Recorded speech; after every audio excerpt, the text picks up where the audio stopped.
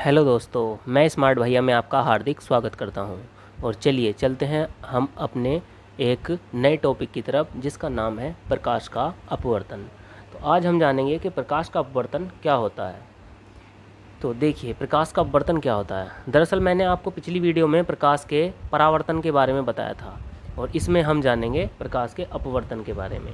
तो प्रकाश का परावर्तन मैंने बताया था आपको कि जब कोई किरण एक चिकने तल से टकराती है और टकराने के बाद उसी माध्यम में वापस लौट जाती है, तो वह जो है प्रकाश का परावर्तन कहलाता है।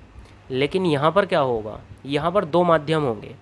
देखो, यहाँ पर जैसे इसकी परिभाषा, सबसे पहले इसकी परिभाषा देखते हैं कि क्या होता है प्रकाश का परावर्तन। जब कोई प्रकाश की किरण एक माध्यम से किसी दूसरे माध्यम में प्रवेश करती है तो वह अपने वास्तविक पथ से विचलित हो जाती है। इस घटना को ही प्रकाश का अपवर्तन कहते हैं।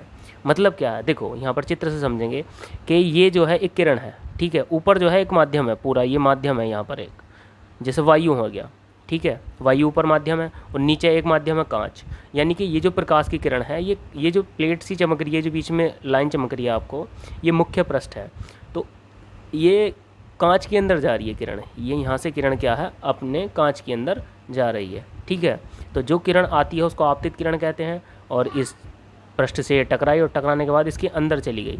तो आप देख पा रहे हैं कि जो बीच में अभिलंब खिंचा हुआ है, ये जानी तो बिल्कुल सीधी चाहिए थी लाइन, लेकिन हुआ क्या है, हुआ ये है कि ये किरण बिल्कुल सीधी ना जाकर ये किरण इधर अभिलंब की ओर को झुक गई, क्योंकि अभिलंब है ये अभिलंब की ओर को क्या हो गई, झुक गई इधर की साइड को। तो ये अपने वास्तविक पथ से विचलित हुई नहीं हुई, क्योंकि ये जानी तो बिल्कुल सीधी चाहिए थी, लेकिन ये क्या हुआ, ये अपने पथ से इधर की साइड को झुक गई। तो यही घटना जो है प्रकाश का अपवर्तन कहलाती है, कि जब कोई प्रकाश की किरण एक माध्यम से, एक माध्यम तो ये ऊपर वाला हुआ, दूसरे माध्यम में प्रवेश करती है, तो वह अपने वास्तविक पथ से विचलित हो जाती है या भटक जाती है, ठीक है। तो इसी घटना को क्या कहते हैं, हम प्रकाश का अपवर्तन कहते हैं। अब देखिए, ये जो होता है बीच में हम खींचते हैं, इसको अभिलंब बोलते हैं, ठीक है। अब देखो, अभिलंब और जो आपतित किरण है उसके बीच में बनेगा आपतन कोण, तथा अभिलंब और ये किरण काय की घटना हुई है यहाँ पर अपवर्तन की, तो ये किरण कहलाएगी अपवर्तित किरण, और इसके बीच में बनने वाला कोण कहलाएगा अपवर्तन कोण। और देखो, अभिलंब, आपतित किरण और अपवर्तित किरण, ये तीनों एक ही बिंदु पर मिलते हैं, ये इस जिसका नाम है आपतन बिंदु, ठीक है।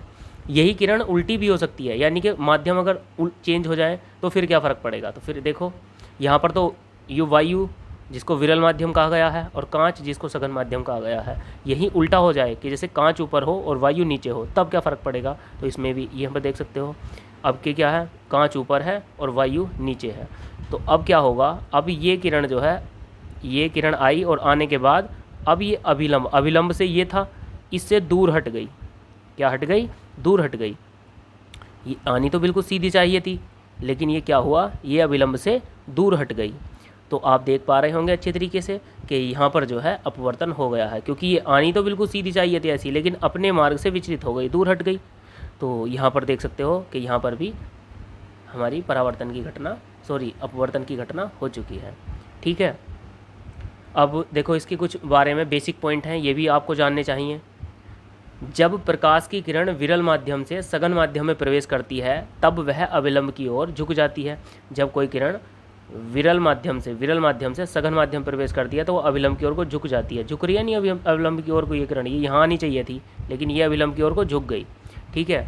वहीं दूसरा पॉइंट है, जब प्रकाश की किरण सघन माध्यम से विरल माध्यम में प्रवेश करती है तब वह अविलंब से दूर हट जाती है। तो इस चित्र में देख सकते हैं आप, ये ये सघन माध्यम है ऊपर वाला, और ये विरल माध्यम है। तो ये विरल माध्यम प्रवेश कर रही है सघन माध्यम से, तो ये अभिलंब से, इस अभिलंब से ये दूर हट रही है, तो यहाँ पर ये हट रही है।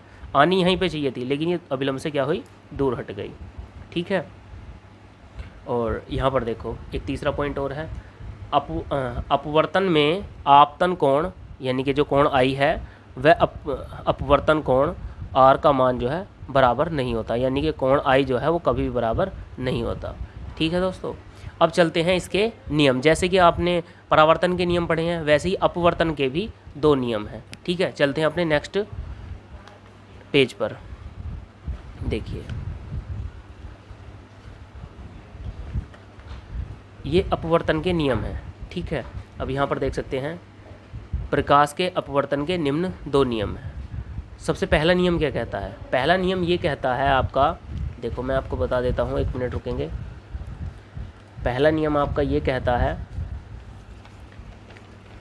पहला नियम आपका ये कहता है कि आपतित किरण, अपवर्तित किरण तथा आपतन बिंदु पर अभिलंब तीनों एक ही तल में होते हैं। आपतित किरण यानी कि ये कहना चाह रहा है, देखो यहाँ पर चित्र के माध्यम से समझ सकते हो, आपतित किरण, फिर अपवर्तित किरण और आपतन बिंदु पर अभिलंब। आपतन बिंदु ये और इस पर अभिलंब, तीनों कहाँ पर होते हैं? एक ही तल में होते हैं। पहला नियम तो आपका ये हो गया।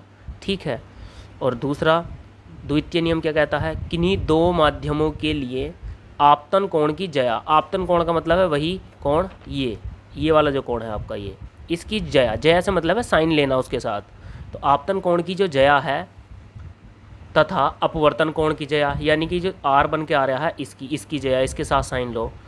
ठीक है, का अनुपात एक नियतांक होता है।